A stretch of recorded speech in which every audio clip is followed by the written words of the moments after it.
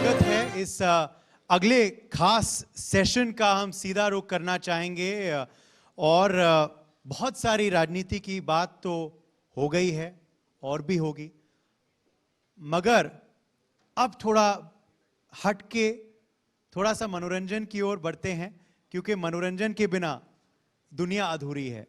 जी हाँ, जो भी राजनीतिक हस्ती आ रहे हैं और काफी विश्लेषक और वरिष्ठ पत्रकार भी हैं, वो सब अगर एकमात्र राय रखते हैं किसी चीज के बारे में, और विभिन्न पार्टी के लोग हैं यहाँ, वो है उनका प्रेम फिल्मों के लिए और खास करके अभिषेक चौबे की फिल्मों के लिए।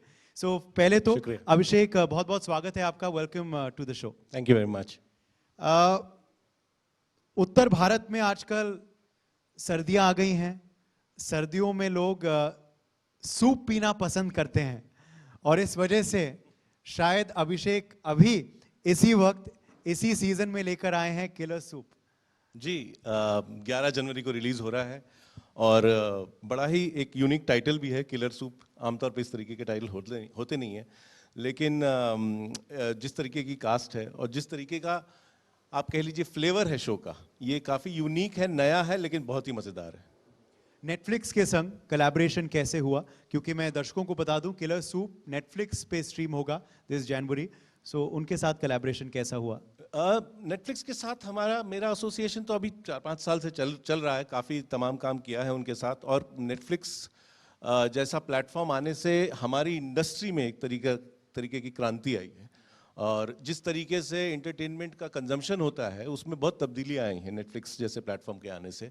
और हम तो बेसिकली स्टोरी टेलर्स हैं, हम वहाँ जाएंगे जहाँ ऑडियंस है, तो हम नेटफ्लिक्स के पास भी पहुँचे अपनी कहानियाँ लेकर के। और सबसे जो ख़ास बात मुझे लगती है स्ट्रीमिंग प्लेटफॉर्म्स के बारे में, ख़ासतौर से नेटफ्लिक्स के बारे में, कि कुछ एक तरीके की कहानियाँ होती हैं जो कि आप स्ट्रीमिंग प्लेटफॉर्म्स पे सीरीज़ के जरिए ज़्यादा अच्छे से एक्सप्रेस कर पाते हैं, ना कि 2 घंटे की फिल्म में। और ये नई चीज़ है जो नेटफ्लिक्स के साथ करने का मुझे मौका मिला है। बिल्कुल। कुछ इस सीरीज के बारे में बताएं। It looks very intriguing, it sounds very intriguing. Title भी पहले तो शीर्षक कैसे चुना गया? तो ये एक आप कह लीजिए, अब सूप के बारे में तो है ही, एक कपल के बारे में, हस्बैंड एंड वाइफ, और उनकी जिंदगी जो है खाने के इर्द गिर्द घूम रही है। जो वाइफ है वो एक रेस्टोरेंट खोलना चाहती है और दुनिया का सबसे बढ़िया पाया सूप बनाना चाहती है, ये उसकी एम्बिशन है।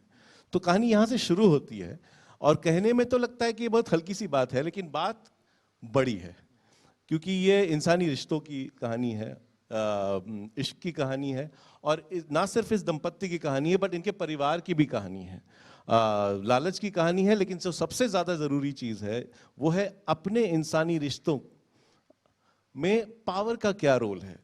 जबकि जो हम तो पावर के बारे में जब बात करते हैं तो हम देश की और राजनीति की बात करते हैं, लेकिन power also plays out in a family. तो ये उसकी कहानी है अल्टीमेटली। और आज आप न्यूज़ प्लेटफॉर्म के मंच पे हैं, तो कहीं ना कहीं न्यूज़ हेडलाइन से भी ये देखिए क्या है कि कमाल की चीज़ जो ये है कि अगर आप अखबार पढ़ें या इंटरनेट पे सर्फ करें तो बहुत ही अजीब टाइप की, अतरंगी टाइप की हेडलाइंस आपको मिलती हैं। तो जो मेरे राइटर्स थे, we came across number of such headlines, and we thought कि अगर ये कहानी को, अगर हम ये जो वन लाइन है इसको हम लेकर के कहानी बनाएं तो क्या होगा। और ये एक बात से दूसरी बात निकली और बनती गई, और now killer soup is here. Absolutely. Manoj Bajpayee के संग आप दोबारा, मैं दर्शकों को बता दूं who don't know, killer soup में कोंकणा सेन शर्मा हैं, मनोज बाजपेयी हैं। तो मनोज बाजपेयी के संग दोबारा कोलैबोरेट करके कैसा अनुभव था आपके लिए? You worked with him earlier also. Yes, I have in a film and in a short film as well. It's very lucky for a director like me to be making movies in a generation where you have actors like Manoj Bajpayee and Konkona Sen Sharma. बहुत ही कमाल के actors हैं, बहुत ही evolved actor हैं, और उनका जो approach है अपने क्राफ्ट के, वो बहुत ही यूनिक है। तो उनके साथ काम करना मतलब मेरा काम आसान हो जाता है, मैं तो ये कहूँगा। और ये जो था बड़ा ही पेचीदा टाइप का शो है, इन द सेंस कि आमतौर पे आप कहते हैं कि एक शो की एक टोन होती है कि भाई ये कॉमेडी है तो एक तरीके की परफॉर्मेंस होगी, या ये एक्शन है, या ये ड्रामा है। ये जो कहानी है इसमें इन सारे भावों का समावेश है, ये सारे फ्लेवर्स हैं, एक तरीके से हिंदुस्तानी थाली कह लीजिए।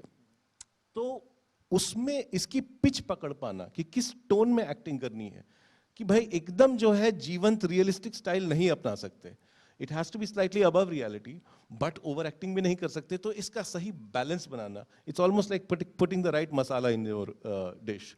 तो वो पकड़ पाना इन दोनों कलाकारों के लिए बड़ा ही महीन काम था, लेकिन इन्होंने कमाल किया है। What kind of actors are they on set? I want to ask you कि क्या वो डायरेक्टर्स एक्टर्स हैं, क्या वो इम्प्रोवाइज करते हैं, क्या वो रिहर्स करते हैं, स्पॉन्टेनियसनेस है उनमें? तैयारी तो बहुत करते हैं, जताते नहीं है, लेकिन तैयारी बहुत करते हैं। और वो एहसास आप हाँ, हम जब हमारी काफ़ी फिल्म, मैं कहता हूँ तजुर्बे के बाद अब मुझे ऐसा लगता है कि काफ़ी सारी फिल्म सेट से पहले ऑफिस में बनती है।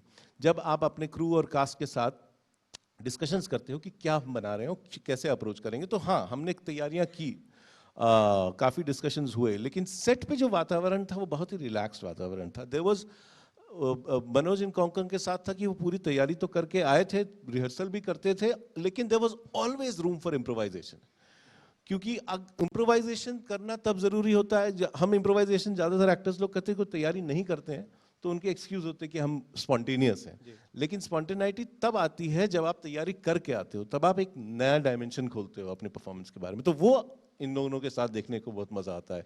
एक नई लेयर खुलती है जो आके आपने एज अ डायरेक्टर भी पहले फील नहीं किया था कि ये आएगा।